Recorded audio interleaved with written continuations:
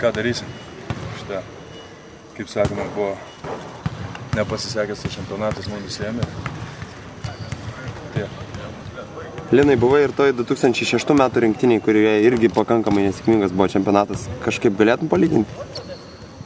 Iš tikrųjų, tai labai panašiai rinktinė buvo ir mes dar ten palyginus ir gal biškai geriau mums sekėsi, bet kaip, šitas čempionatas reikia, tikrai buvo mums, nesužaidėm mes prie, kaip sakoma, savo galimybę.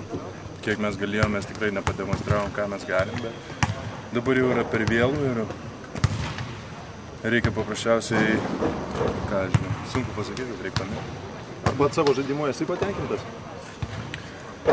Savo žaidimu tai aišku nesu patenkintas. Visi galėjome geriau ir visi, kaip čia pasakius, ne, patenkintas nesu, bet ką darysi, visiems reikia į save pažiūrėti ir padaryti išvadas ir tiek. Svarbiausia, kad nesusirėjot ir susirinksi kitą vasarą tikriausiai. Ne, tai kad nesusirėjom, tai aišku nesusirėjom, visi išlikom kartu. Aišku, tas čempionatas mums buvo nepasisekęs, bet visą vasarą sportavom iš širdies ir stengiamės ir norėjom laimėti, bet paprasčiausiai nesigavo. Tai ko čia rytis, ko čia pyktis, aišku, buvo tų žodžių, kai pralaimi nėra smagu to aikštelį būti ir iš to vis tiek vyrai visi dėl to čia esą, kad yra kovingi, yra kovotojai ir paprasčiausiai būna tų žodžių per varžybas ir taip, bet pas mus po varžybų Rūbinėse nebuvo viskas, išlikom viena komanda, išlikom šeima ir gyvenime ne visada sekasi. Krepšinis yra krepšinis, kamuolys aplas, visko buvo. Ką šnekėjote po rungtynių Rūbinė galbūt? Ne, ką mes šnekėjom, mes per daug nešnekėjom, neturėjom to susirinkimo, nes paprasčiausiai važiavom atgal, pavalgėm, ėjom pasipėti, atsipalaiduoti iškirami ir ką reikia susikaupti, reikia paskutinės varžybas užžaisti. Linai, sakai, kad į Vroclavą nenorėtum niekada sugrįžti, gal apskritai Lenkiją nebenorėtum sugrįžti?